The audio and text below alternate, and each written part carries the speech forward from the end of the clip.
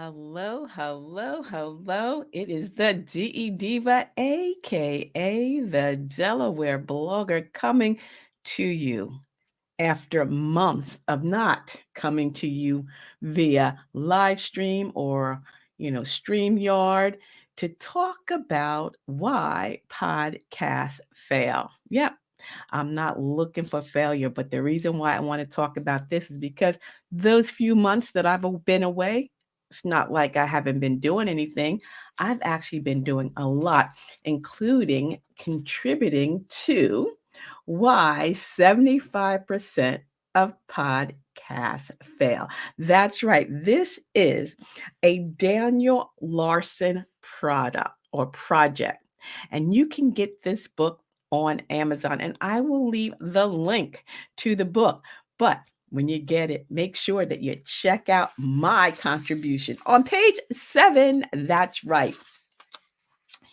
The question that he asked 100 podcasters were, what do you wish you knew before starting a podcast? What is the biggest hack that you wish you could tell your younger self? And when did you start podcasting? So most of you know that I started my very first podcast back in what? 2017. That's right. I started on Anchor FM, the Delaware Blogger Podcast. And believe it or not, I still have the Delaware Blogger Podcast. It has evolved from just talking about things off the top of my head to actually teaching and sharing blogging tips as well as podcasting pointers. So the Delaware Blogger Podcast can be heard now every Saturday at 10 a.m. That's right. But I'm with Buzzsprout and I am loving that hosting platform. But I'm also starting a new season of Out and About with Antoinette, which is every Wednesday at 1 o'clock. And that is my interview style podcast. And I truly enjoy that because, as the Delaware blogger, that's me, I enjoy interviewing those that are here in the state of Delaware. They can be around the surrounding area in the tri state area, but they're doing positive things in their communities. And that brings me great joy because we have so much anger, anxiety, and angst in the world today. It is so great to be able to share the good news. So check it out. I'm going to leave the link in the notes as well, where you can find both of those podcasts. But 75% of why podcast fails and how you can avoid it. So we talked about pod fade. After 7 episodes, you feel like you're not getting the listeners, so that you just give up. Or you feel like no one's listening. It's like that old adage: if a tree falls in the forest and no one's listening and no one's there, does it make a sound, right? You want to make sure that when you are doing a podcast that you are making a sound. And some of the tips that I provide on my 7-step checklist, which is also available, is to know your topic and don't deviate from it. If you're going to have a podcast that's going to be teaching or DIY, stick with that. If you're going to have a lifestyle blog that's going to be about family, stick with that. Know your topic, stick with your topic and enjoy your topic, because if you do not enjoy it, then it's going to be, become a chore. And that's the last thing that you want. You don't want it to become a chore. Now, I am still coaching. I've had that 5-week coaching session for those of you that are looking to start a podcast. If you see over my shoulder, the Podcasting Your Purpose Resource Guide, I still have that. It's just not bound. I'm trying to, get it bound. I want to sell it, at like the first edition on Amazon, but they take such a high profit that, I'm thinking about just doing the binding myself or sending it out, selling it as a PDF. So this is available, Podcasting Your Purpose Resource Guide, the second edition, and it gives you so many great hints and tips. And one of the greatest things that I love to talk about this is getting started. Not only why your podcast failed, but really getting started. How are you going to get started? Your topic. What is it that you love to talk about? What is it that your friends and your family say, I wish he or she would stop talking about that? Then that's what your podcast is going to be about, whether it's about food or fashion. It could be motivation, inspiration, education, whatever the case may be. Make sure it's something that you enjoy, that you're passionate about, something that you can talk about day after day, week after week, month after month, and year after year, because you definitely don't want to fade away.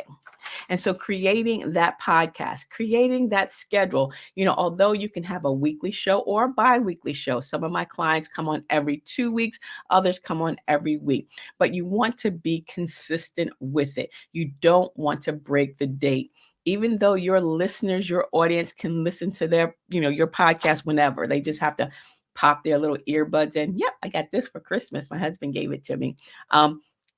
They can pop this in their ear and they can listen to you on a Monday, on a Wednesday, on a Friday. But what you want to make sure is that you have a schedule so that they know, your listening audience knows that there's going to be a new episode every Wednesday at 1 or every Saturday at 10. So know your schedule. You know your topic, build that schedule. But even before that, the hardest part about podcasting is coming up with a title. That seems to be the hardest thing, because you want something that's going to be unique to yourself. You want to leave that legacy. And that is one of the brain dump, things that you're going to have to do. Not only are you going to think about that title, but you got to make sure that title is not taken by someone else and that it is unique to you, your brand, and the description of your podcast. So really think about it. And I always tell people to use the analogy, if they were driving down 95 and they saw a billboard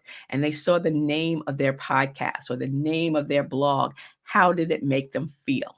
That's what's going to be, keeping you want not to fail. Again, we're talking about 75% of podcasts, why they fail, because you're not excited about it. You're not enthusiastic about it. Not only is a title like, or the description, or even your cover art. You may not enjoy your cover art, which we talk about that as well.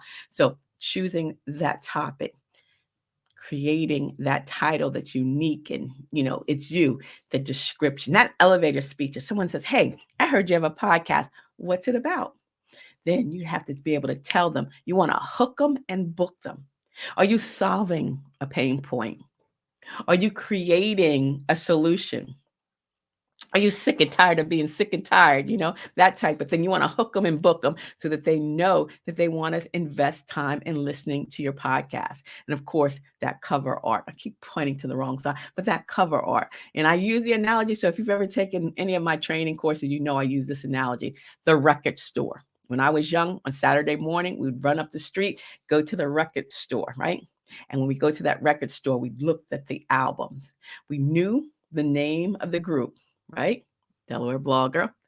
We saw that cover art, which changed. I'm going to talk about that as well. It changed, but we wanted to know what the songs were, what the titles were, what the description was, what was on that album, what made us want to purchase and listen to those songs. So people want to subscribe. They don't have to purchase. They subscribe to your podcast and they want to listen to the episode. They may want to even binge on those episodes, because eventually down the line, you may want to monetize. And that should be something that you always think about. You don't go into podcasting thinking about how you're going to make money, but that should always be a thought. How are you going to monetize this? How are you going to flip the script? How are you going to help people and turn that into an ebook, turn it into teaching, coaching, turn it into profit, podcasting profit? That's always something else. But remember, there are reasons why podcasts fail. Check out this book. So again, I am so glad that I'm back here with you again. I'm going to be coming back on a weekly basis and doing some podcasting pointers. I'll repurpose the content from the Delaware Blogger podcast, which you can hear every Saturday at 10 a.m. starting in the new year. That's right. The first one's going to drop Saturday the 1st. But I wanted to pop in here really quickly to say, hey, it's been a minute, but I'm happy and things are going well. I hope you're having a great holiday. I'll see you soon. Again, Saturday at 10 a.m. I'm going to be talking about some of the reasons why 75% of podcasts fail. And I don't want to start off the year on a negative note, but I want you to be realistic when it comes to podcasting. The Podcasting Your Purpose Resource Guide, episode 1, is available on Amazon. The edition 2, I'm not sure if I'm going to put it on Amazon or I'm going to do self-publishing with another company, but this is available as a PDF. If you want to purchase that, it's $9.99. I'll just send you the downloadable and you can do what you need to do with that. I'm still conducting the 5-week Podcasting Your Purpose coaching sessions, one-on-one in studio, Blake's Booth Podcasting Studio in Middletown, Delaware. But if you're not in Middletown, Delaware, we can do it on Zoom. Send an email to me. Let me send you my email address. It's right there, info@ablakeenterprises.com. We'll get you signed up for that. And if you're interested in some of the freebies that I offer, the downloadables that I offer on podcasting, on blogging, on LinkedIn, and even on, what else do I have? Other marketing stuff there. Check it out. Head over to ablakeenterprises.com. Again, this is the DE Diva, aka the Delaware Blogger, wishing you and yours a beautifully blessed day. Don't forget, you can find and follow me on all my social media platforms using the Linktree ID Del Blogger. And until the next time, stay smart, stay safe, and stay social, because I will see you in cyberspace. See ya. It's the DE Diva, aka the Delaware Blogger. Have a beautifully blessed day. Bye-bye. And don't forget, oops, why 75% of podcasts fail.